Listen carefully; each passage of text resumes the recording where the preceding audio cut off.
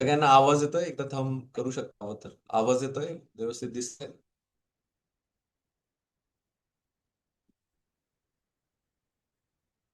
Yes. सगळ्यांना नमस्कार. आपण आता आहोत right now we are in readers are leaders online book club याच्यामध्ये आपण आहोत. बऱ्यापैकी काही जण नवीन असतील त्यांना थोडं ब्रीफमध्ये मी सांगतो की आपण ह्या ग्रुप काय करतो आणि हा ग्रुप किती दिवसापासून आपण रन करतो आहोत. तर हा जो ग्रुप आहे त्याचं नाव आपण ठेवलंय readers are leaders online book club. हा जवळजवळ गेल्या 3 महिन्यापासून आपण हा बुक क्लब रन करत आहोत आणि याचा प्लॅटफॉर्म आपण ऑनलाईनच ठेवलाय. म्हणजे झूम आधी गुगल मीटने पण जॉईन होत होतो, आता आपण झूम मीटने सगळे झूमने जॉईन होतो आहोत. तर गेल्या 3 महिन्यापासून सोमवार ते शुक्रवार रोज 9:30 ते 10 या वेळेमध्ये आपण जॉईन होतो आणि फक्त शनिवार रविवार आपण सुट्टी घेत असतो.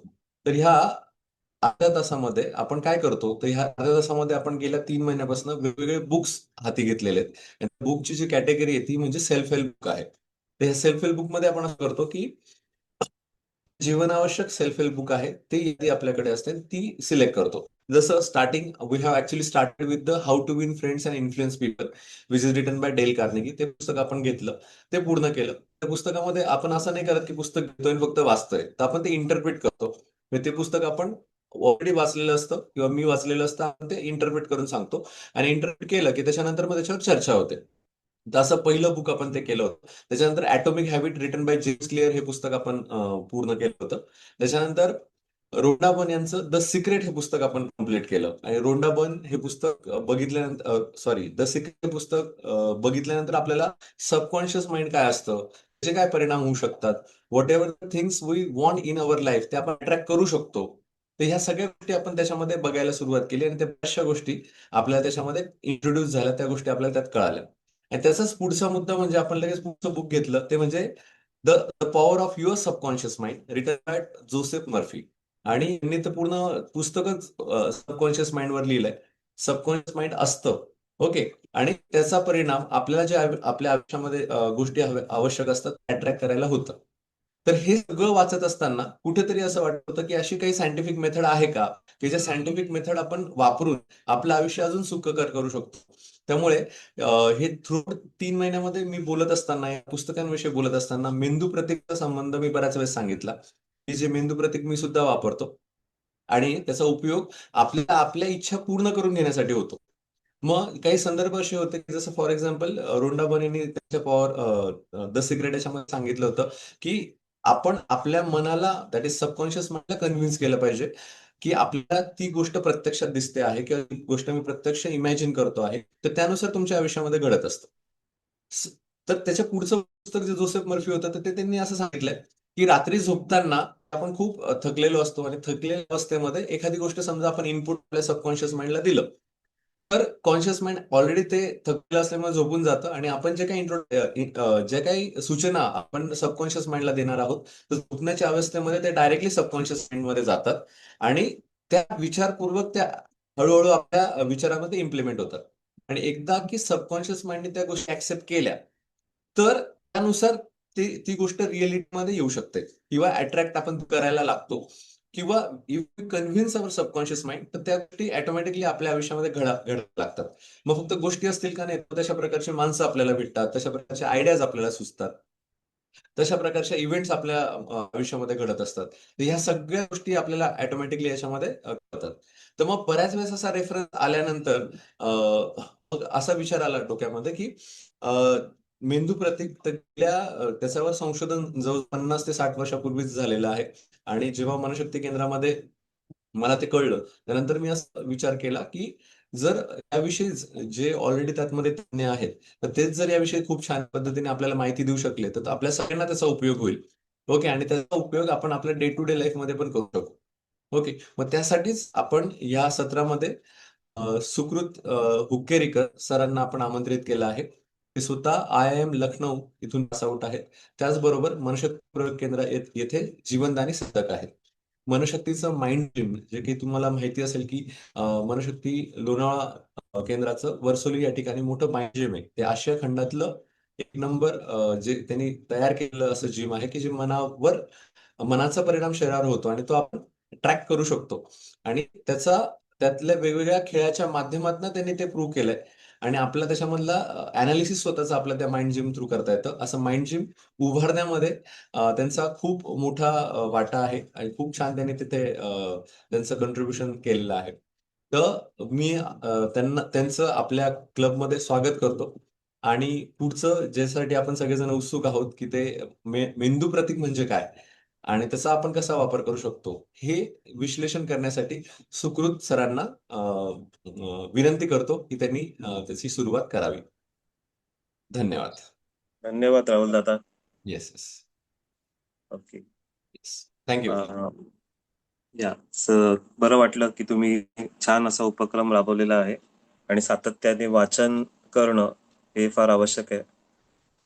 आपल्या इकडे प्रमोदभाई नेहमी बोलत असतात, जो वाचेल तो वाचेल. तर त्या पद्धतीनेच आपलं ज्ञान वाढवणं आणि ज्ञान शेअर करणं हे अतिशय महत्वाचं आहे. कारण ज्ञान एकच गोष्ट आहे की ज्यावेळेला आपण ती देतो त्यावेळेला ती वाढत असते, बाकी सगळ्या गोष्टी कमी होतात. तर हा जो एक आपल्या प्राचीन भारतीय परंपरेचा भाग आहे तो तुम्ही जपताय.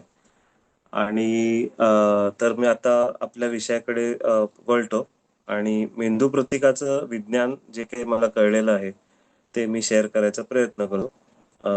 एक पीपीटी शेअर करतो.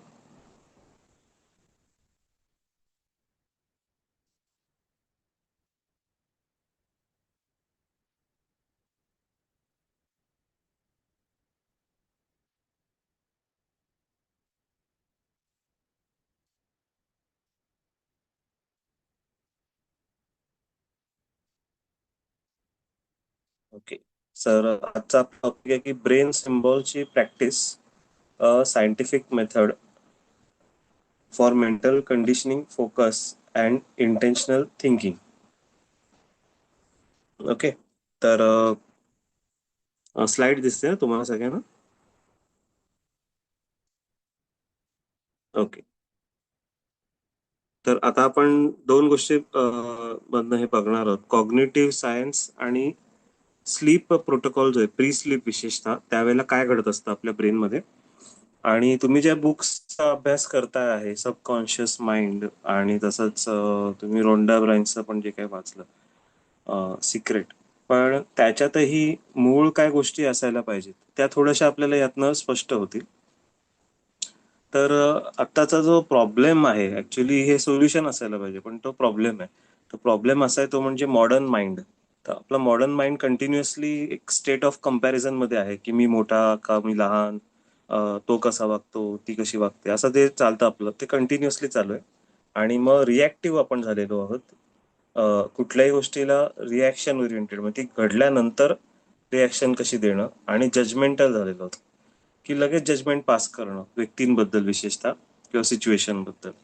आणि आजच्या युगामध्ये म्हणजे आज इन्फॉर्मेशन सॅच्युरेटेड एन्व्हायरमेंट आहे. म्हणजे काय की तुम्हाला माहितीच आहे की प्रचंड इन्फॉर्मेशन आहे पण नॉलेज कमी आहे आणि अटेन्शन हे त्यामुळे आउटवर्ड फोकस झालेले, pulled by notification, social media, feedback and external demands. आणि त्यामुळे इंटेन्शनल इनवर्ड थिंकिंग म्हणजे स्वतःच्या आतमध्ये वळणं आणि विचार करणं या गोष्टीसाठी आपल्याला वेळ नाही.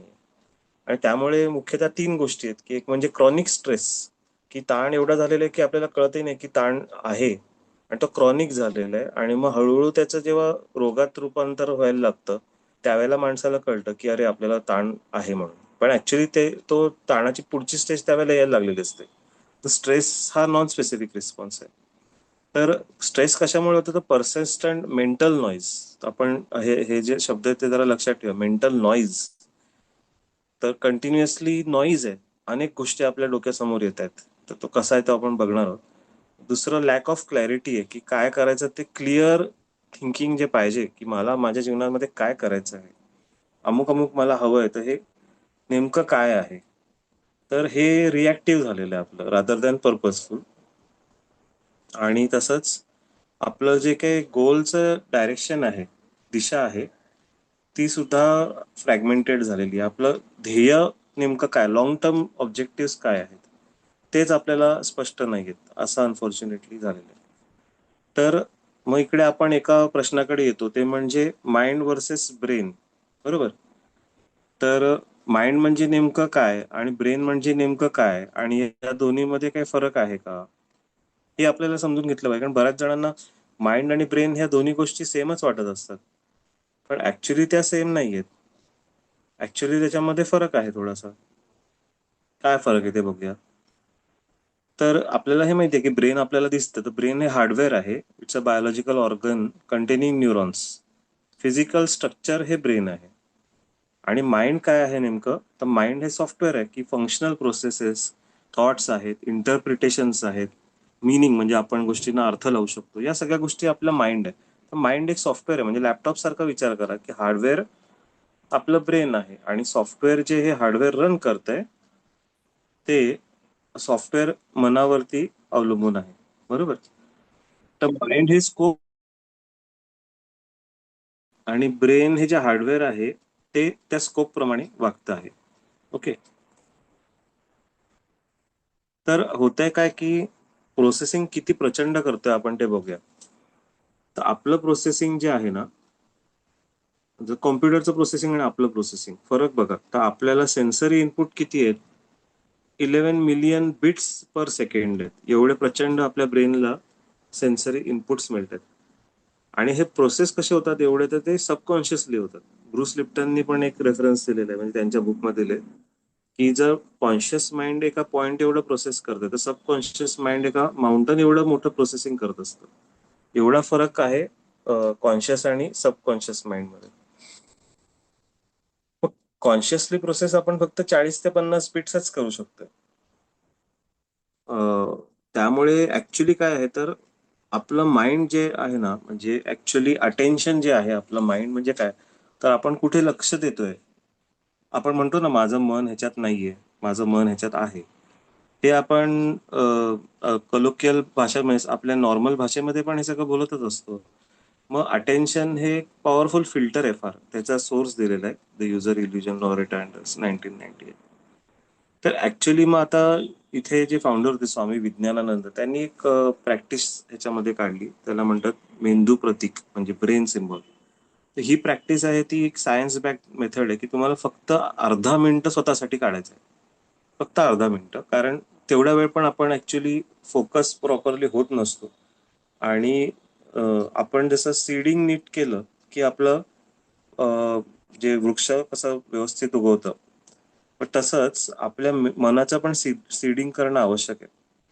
कारण शक्ती ही सूक्ष्मामध्ये जास्त आहे. न्यूक्लिअर बॉम्बमध्ये जास्त शक्ती आहे रादर दॅन साध्या बॉम्बमध्ये. तर जेवढ्या सूक्ष्मात आपण जाऊ, आणि सगळ्यात सूक्ष्म मन आहे आपलं, सूक्ष्माच्या आत पण मन आहे. मग जेवढं आपण फोकस होऊ शकू प्रॉपरली, इवन अर्धा मिनिटं जरी आपण रोज केलं तरी सुद्धा प्रचंड एनर्जी आपली स्वतःची स्वतःला मिळू शकते. तर ह्याच्यामध्ये काय आहे, तर 3 गोष्टी पुन्हा आहेत. एक तर व्हिज्युअली फोकस करायचंय, दुसरं स्ट्रक्चर्ड विचार करायचे आहेत काही आपल्याला, इंटेन्शनली म्हणजे हेतुपूर्वक विचार करायचे, आणि त्याची जी वेळ आहे ती स्ट्रॅटेजिक आहे. म्हणजे ज्या वेळेला आपण ही प्रॅक्टिस करायची त्याच वेळेला जर आपण बरोबर पाळली, ती स्ट्रॅटेजिक टायमिंग आहे, तर आपल्याला त्याचा इम्पॅक्ट मेनीफोल्ड मिळतो. आणि ती जी वेळ आहे ती जस्ट बिफोर स्लीप, म्हणजे झोपेच्या जस्ट तुम्ही आता झोपणार पेंगुळलेल्या अवस्थेत त्यावेळेला. तर त्या असं जर केलं आपण, तर आपलं मन हे जास्त क्लॅरिटी, पर्पज आणि स्टेबिलिटीकडे येतं. तर काय करायचं basically, visual focus on brain symbol, 3 thoughts, 3 structured विचार करायचे. रोज आपल्याला झोपेच्या आधी करायचं आणि सकाळी उठल्या उठल्या पुन्हा आपल्याला रिपीट करायचं ब्रीफली. ह्याच्याने काय होणार, तर मेंटल क्लॅरिटी तुमची दिवसभराची वाढेल. तुमच्या दिशा, जीवनाची दिशा जी आहे, ध्येय आहे, त्याचा तुम्हाला त्याचा सेन्स तुमचा वाढेल. तुमच्या भावना ज्या आहेत, इमोशनल इंटेलिजन्स आणि स्टेबिलिटी वाढेल. आणि हळूहळू कंडिशनिंग होणार आहे, ग्रॅज्युअल कॉग्निटिव्ह कंडिशनिंग.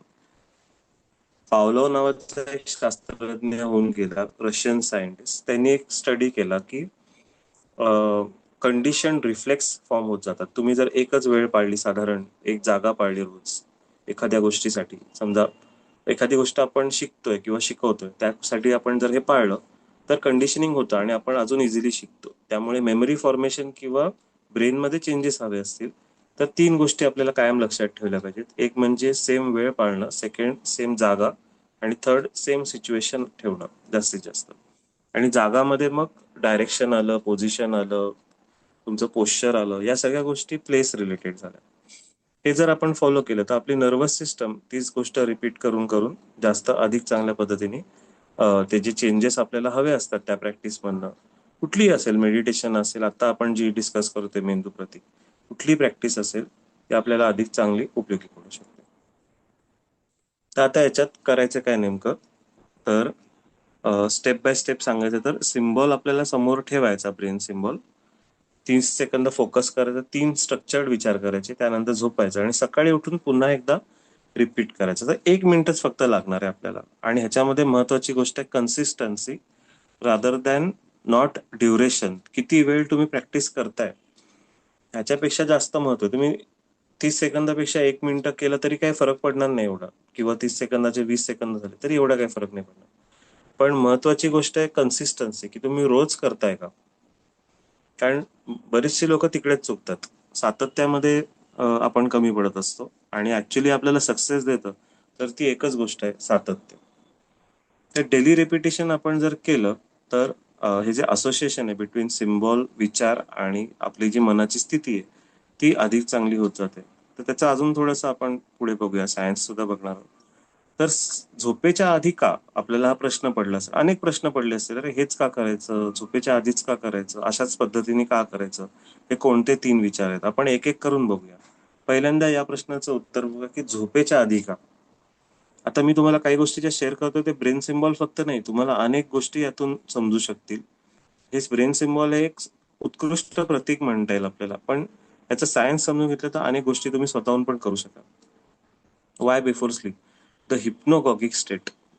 मनशक्तीचा जो रिसर्च आहे तो जो स्टडी केलेला आहे त्याच्यामध्ये असं आहे की just before sleep on set, त्यात एक स्थिती येते, मी म्हटलं ना पेंगुळलेली स्थिती, तर त्याला म्हणतात हिप्नोगॉगिया, अ ट्रान्झिशनल न्यूरोलॉजिकल स्टेट. म्हणजे मेंदू हा जागा आहे आणि मग तो झोपतो. मग अचानक तो झोपत नाही.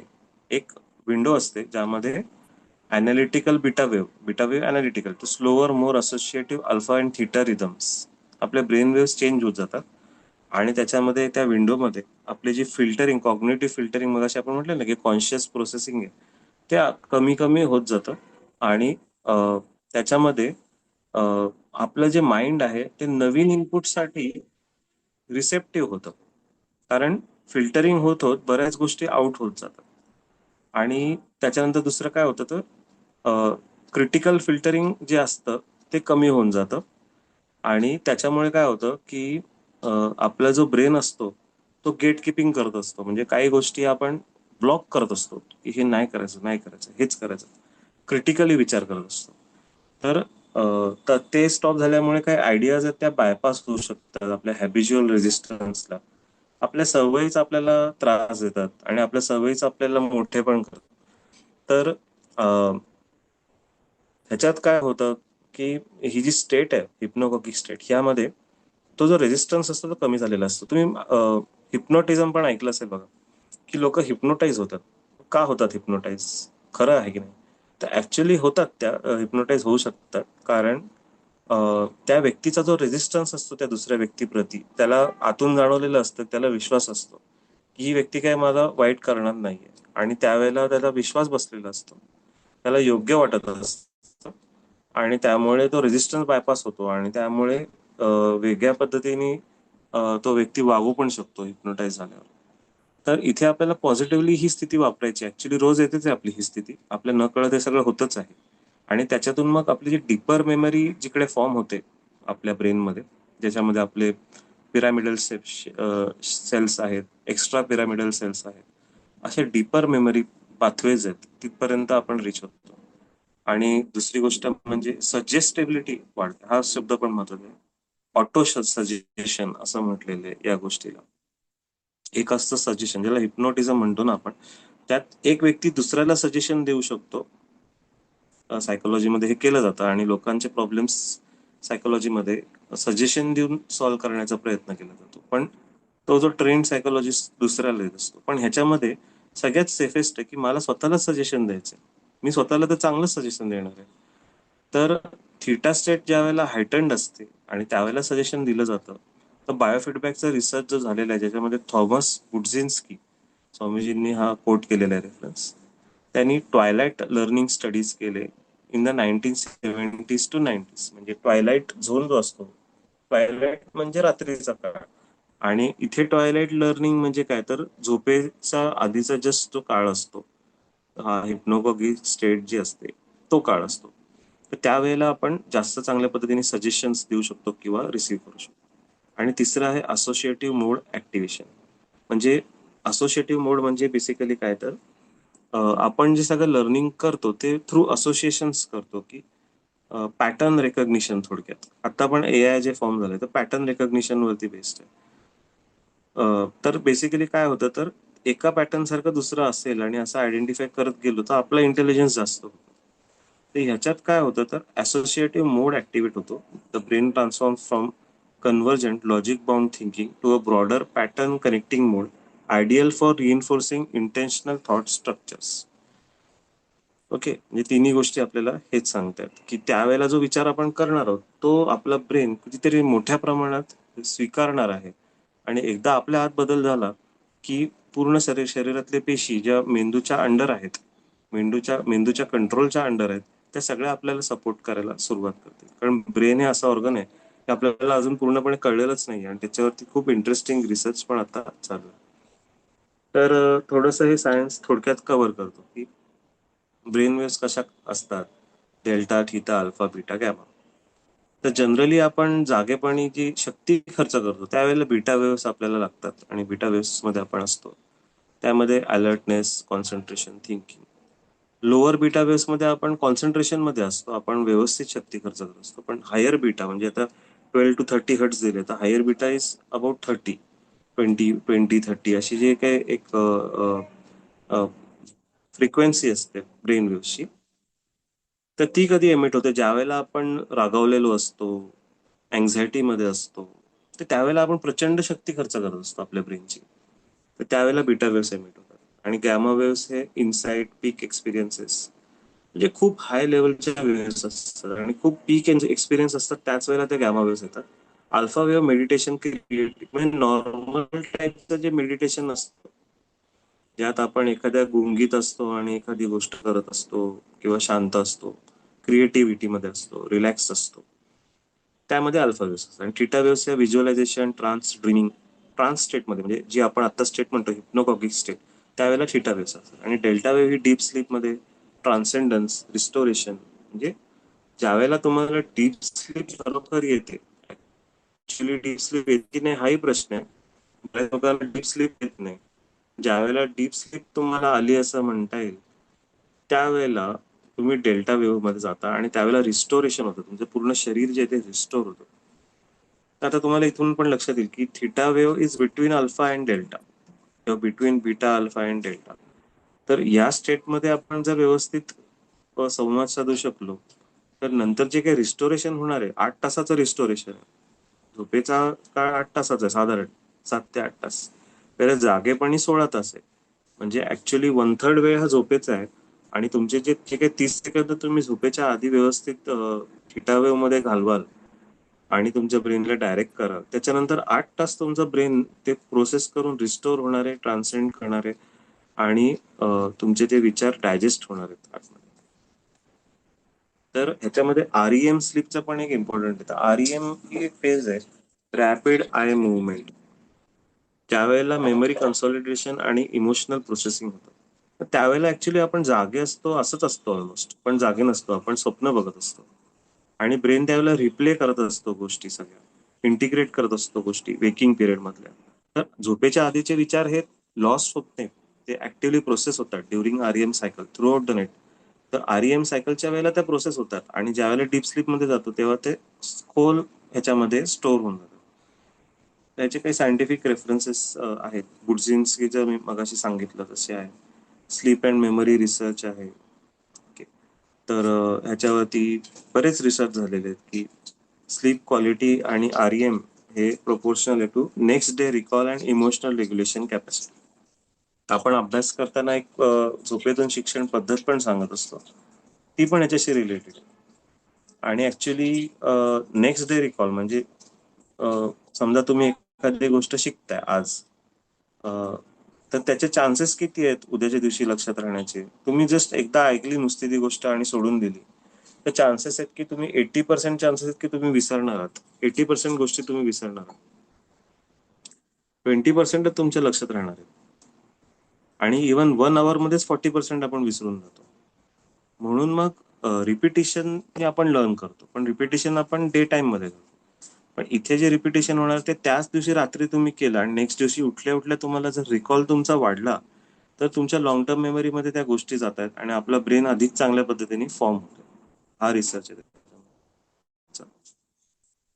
तर बुडझिन्स्कीनी हा ट्वायलाइट लर्निंग वरती रिसर्च केला. त्यांनी डेमॉन्स्ट्रेट केलं की वेकफुलनेस म्हणजे जागेपणापासून झोपेत जेव्हा जातो त्यावेळेला कसे रिदम चेंज होतात आणि फिल्टर्स बायपास होतात.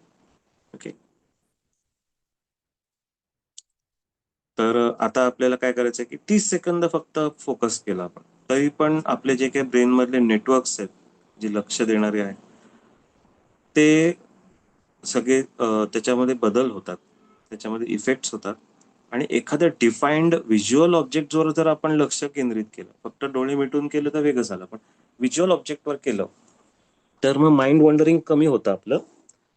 आणि जे आपलं डिफॉल्ट मोड नेटवर्क असतो ना ब्रेनचा, तो कंटिन्युअसली डिफॉल्ट मोडमध्ये असतो बघा, आपण तुम्ही स्वतःला ऑब्झर्व केलं असेल, तर आपला कधी कधी दुसरा मेंदू पण दुसरं मन ऍक्टिव्हेटेड असतं. डिफॉल्ट काहीतरी आपल्या मनामध्ये चालू असतं, एखादं इमोशन तरी असतं, एखादी स्टेट ऑफ माइंड असते, ती पॉझिटिव्ह असेल निगेटिव्ह असेल, काहीतरी डिफॉल्ट चालू असतं. तर ज्या वेळेला तुम्ही डिफाईन्ड ऑब्जेक्टवरती फोकस करता त्यावेळेला ते शांत होतं.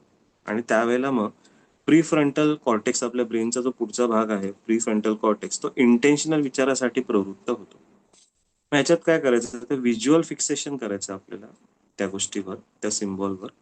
Second prefrontal engagement. आणि थर्ड जे नॉईज रिडक्शन, मगाशी आपण जे नॉईज बद्दल बोललो, त्यात प्रचंड शक्ती आपली जाते, तर ते रिड्यूस होऊ शकतं. आपल्याला 3 विचार करायचे.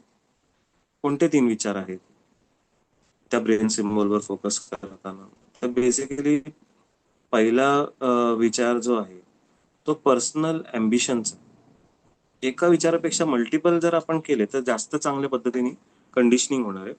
तर यात एक सर्कल आहे बघा, सर्कल इथे दाखवले, तर सेंटरला मी आणि माझं अम्बिशन आहे, ते मोठं सर्कल दिसतंय आपल्याला, कारण माझं लक्ष त्याच्याकडे जास्त आहे. त्याच्या बाहेर काय तर फॅमिली वेलबिंग आहे.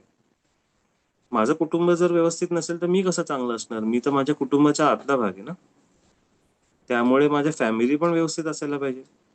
आणि माझे इमोशन्स वगैरे ते फॅमिलीशी रिलेटेड आहेत. ऑक्सिटोसिन, मातृत्वाची भावना असते, जे प्रेम असतं त्याच्यात ऑक्सिटोसिन नावाचा हॉर्मोन आपल्या ब्रेनमध्ये सिक्रेट होतो. तसंच तो सोशल बॉन्डिंग मध्ये, की आपण सगळे एकत्र आहोत, सोशली बॉन्ड झालो, त्यावेळेला ऑक्सिटोसिन सिक्रेट होतो.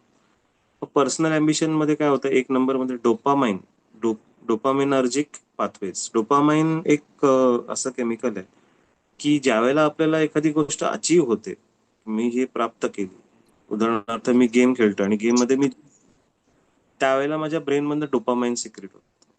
ते पर्सनल अम्बिशन. आणि थर्ड सोशल कमिटमेंट. तिसरा जो आहे की मी आणि माझं कुटुंब माझा समाजाचा भाग होता.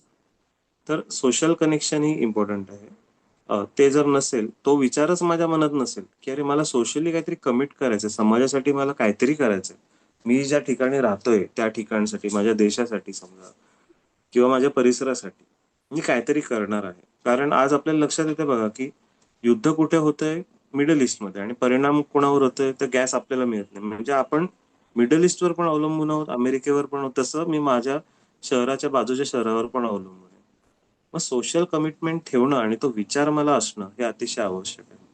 आणि त्याच्यामुळे सुद्धा काही वेगळे केमिकल्स ब्रेनमधनं सिक्रेट होतात. विशेषतः सेरोटोनिन म्हणून जो हॉर्मोन आहे, ज्या वेळेला आपण सेल्फलेस होतो त्यावेळेला सेरोटोनिन हा बॅलन्स्ड हॉर्मोन आहे. सूर्यप्रकाश जास्त असताना पण तो सिक्रेट होतो.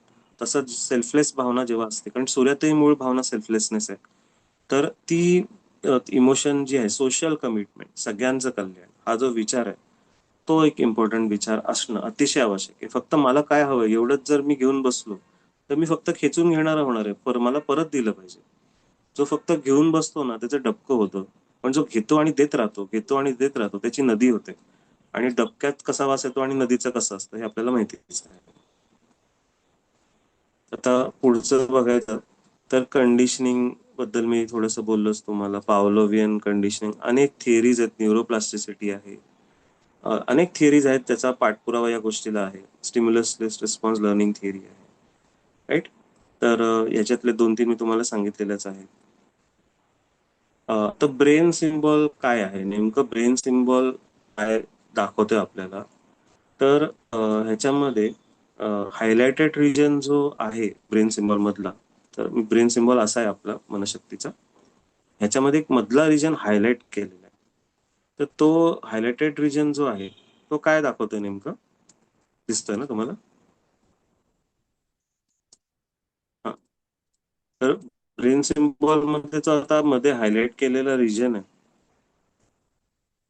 तो आहे primary motor cortex and precentral gyrus. Primary motor cortex, बघा मोटर म्हणजे काय, तर जी काही मोटर ऍक्टिव्हिटी ऍक्शन होतीये त्याचा सगळ्याचा कंट्रोल जो आहे तो त्या प्रायमरी मोटर कॉर्टेक्स मध्ये, आणि तो कधीच झोपत नाही. हा जो मधला एरिया आहे त्याला सेंट्री पोस्ट पण म्हटलेलं आहे. बाकी पूर्ण ब्रेन झोपतो पण हा एरिया कधी झोपत नाही. तर त्यामुळे त्याच्यावर फोकस करणं, त्याच्याशी बोलण्याचा प्रयत्न करणं, आणि हे आतूनच होणार आहे. आपण सिम्बॉल बाहेर वापरतोय पण ऍक्च्युली त्या सिम्बॉलचं जे मिरर इमेज आहे ती आपल्या ब्रेनमध्ये फॉर्म होते ना ऍक्च्युली. तर आपण जे काय बाहेर बघतोय ते बाहेर न बघून ऍक्च्युली आपल्या आतच बघत असतो. त्यामुळे जेव्हा आपण हेतुपूर्वक त्या एरियाकडे बघतो त्यावेळेला आतमध्येच आपण स्वतःच्या एकाग्र होत असतो.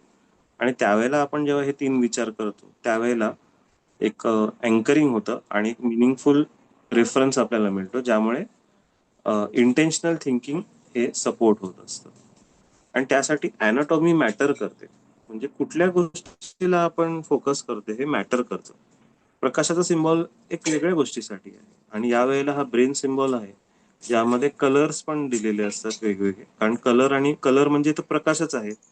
प्रत्येक कलरची फ्रिक्वेन्सी पण वेगळी आहे, त्याबद्दल पण मी बोलणार आहे थोडं पुढे. तर त्या पर्टिक्युलर मधला जो एरिया आहे आपण मगाशी जो बघितला ह्या ब्रेन सिम्बॉल मधला, हा येल्लो कलर मध्ये. कलर का दिले त्याच्यामध्ये, बेसिकली प्रत्येक महिन्यासाठी वेगळा कलर दिलेला आहे. जानेवारीसाठी वेगळा आहे, फेब्रुवारीसाठी वेगळा आहे. त्याच्या कलर्सचं एक वेगळं इम्पॉर्टन्स आहे, त्या त्या मंथ प्रमाणे आहे. तर त्यासाठी आपण त्या एरियावर फोकस केलं की ते कलर सायकोलॉजी करून त्याचाही परिणाम आपल्यावर होत असतो. उदाहरणार्थ आता काय आहे कलरचं, तर ब्लू कलर. ब्लू कलर हा जनरली उन्हाळ्यामध्ये असतो दिलेला. हे जे ब्रेन सिम्बॉल येतात हे 12 सिम्बॉल येतात, प्रत्येक महिन्यासाठी वेगळा कलर असतो. तर ब्लू इज असोसिएटेड विथ काम, फोकस, अँझायटी रिडक्शन.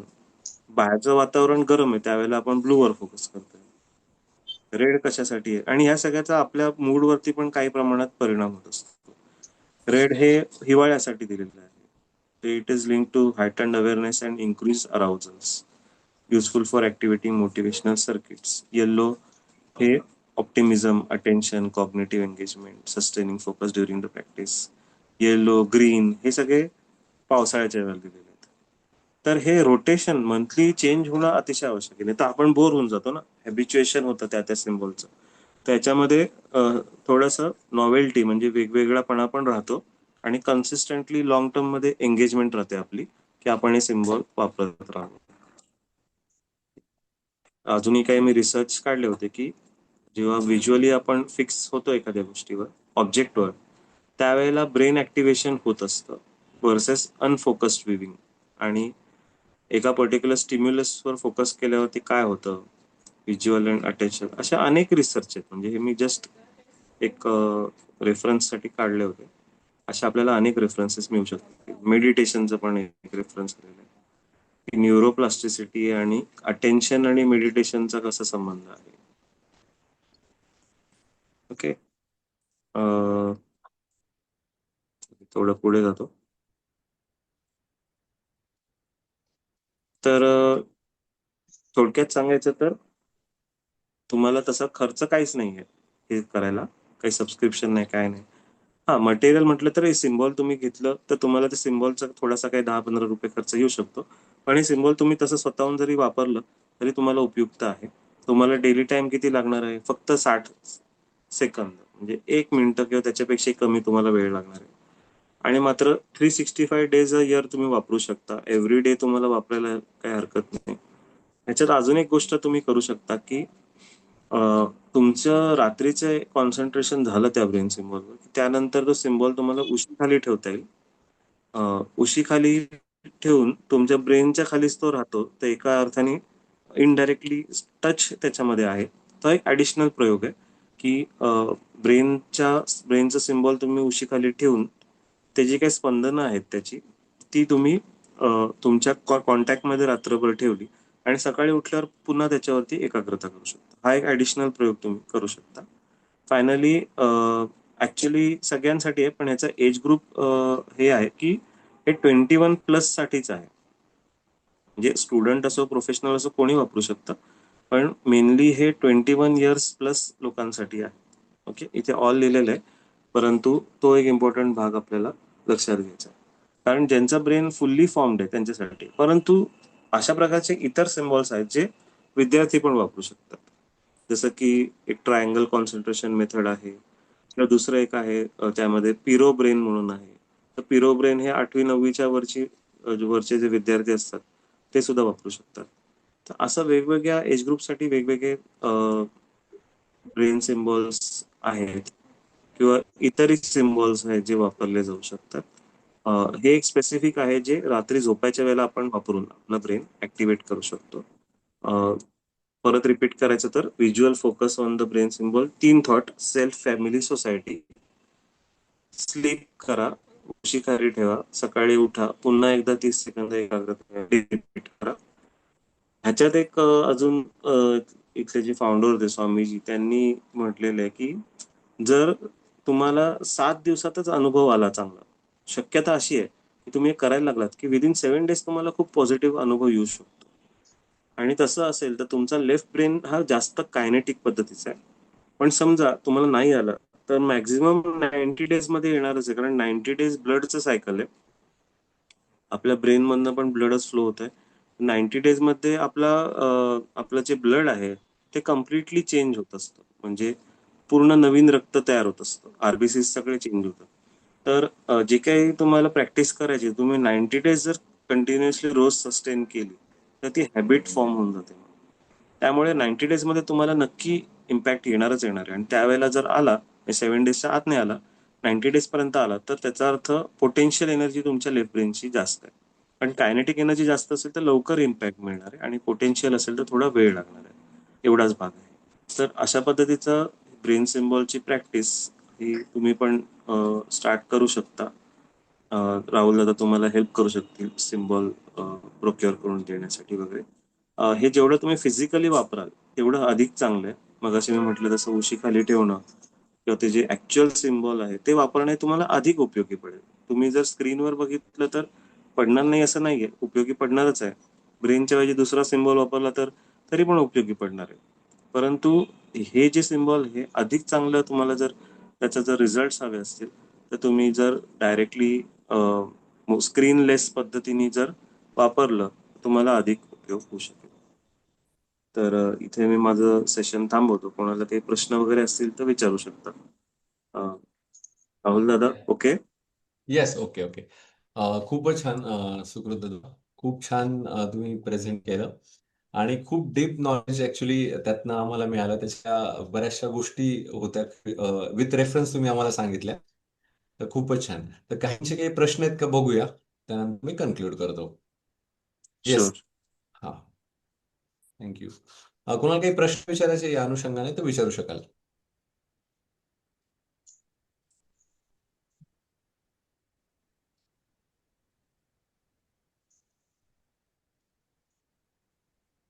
कोणाला काही डाऊट आहेत का?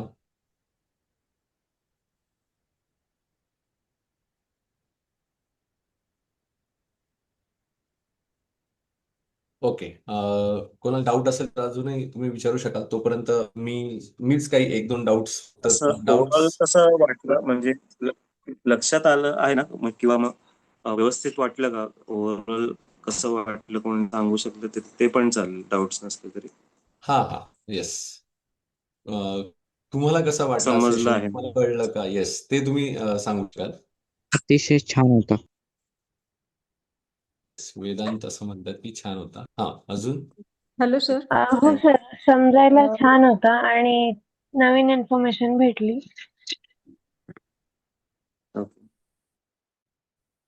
Thank you. Great. Yes, Sayali madam बोला.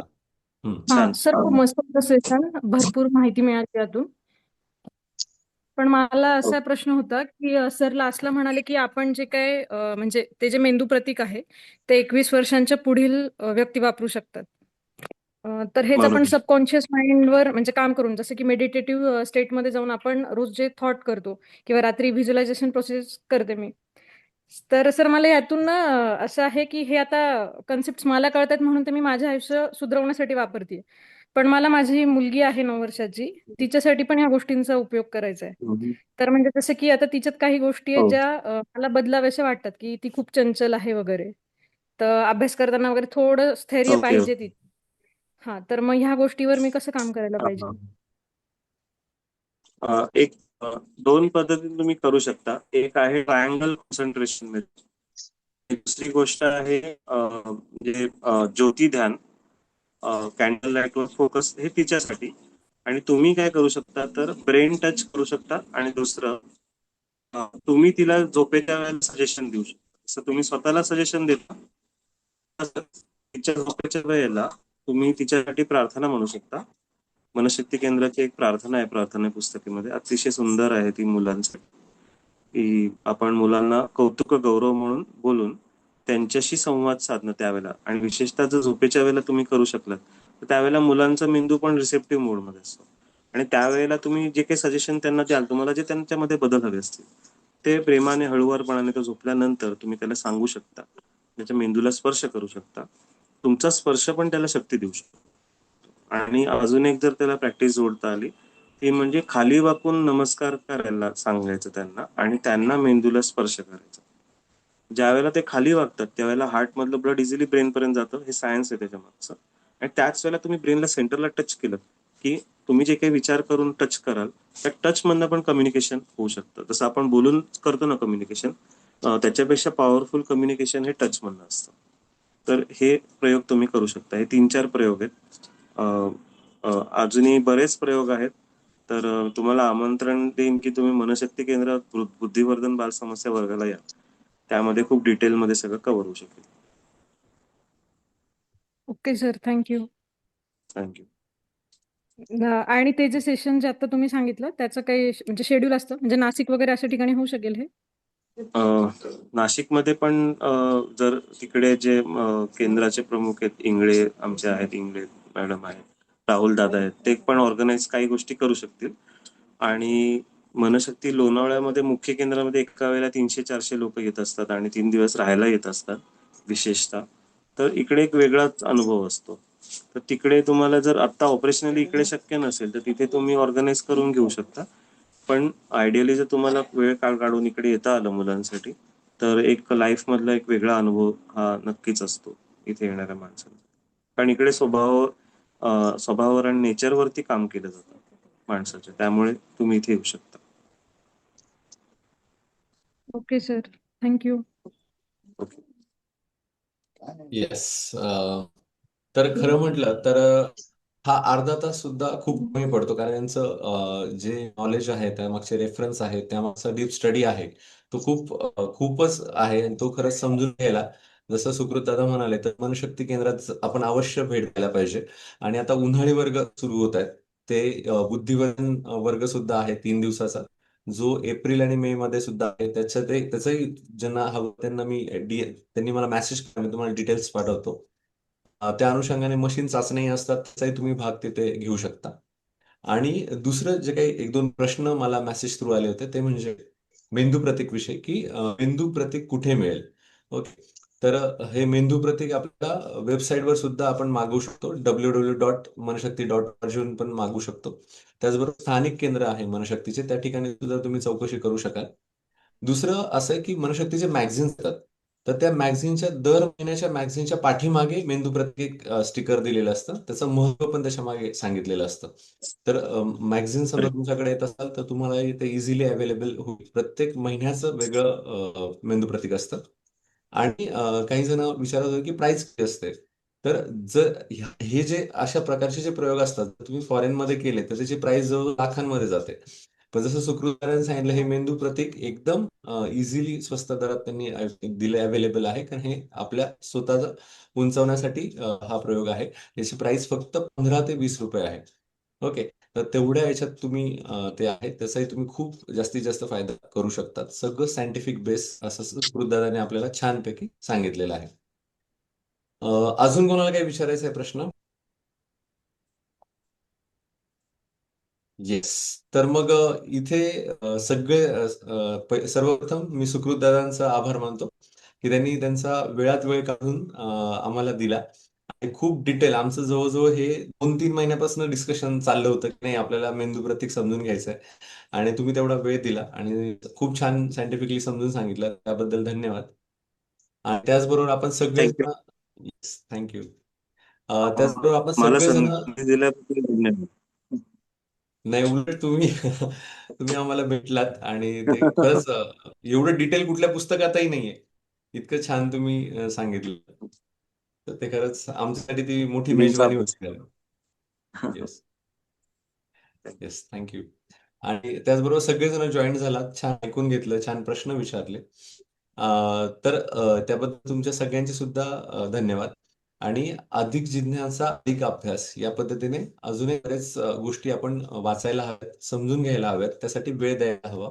तर तोही वेळ आपण देऊया आणि मेंदू प्रतीक वापरायला नक्कीच लवकरात लवकर सुरुवात करूया. तर इथे आपण हे सेशन थांबवतो आहोत. उद्या परत एक सेशन आहे आपलं जे आपलं रीडिंगचं आहे पॉवर ऑफ सबकॉन्शियस माइंडचा 19वा चॅप्टर आपण घेणार आहोत त्यासाठी आपण परत जमूया. तर इथे थांबतोय. धन्यवाद, धन्यवाद, धन्यवाद. थँक्यू. येस. Thank you sir. खूप छान सेशन झालं आजचं. असेच आम्हाला आपल्या ओके. ज्ञानकणांचे लाभ होत राहोत वरचेवर हीच प्रार्थना. येस. नक्की. धन्यवाद. थँक्यू. थँक्यू.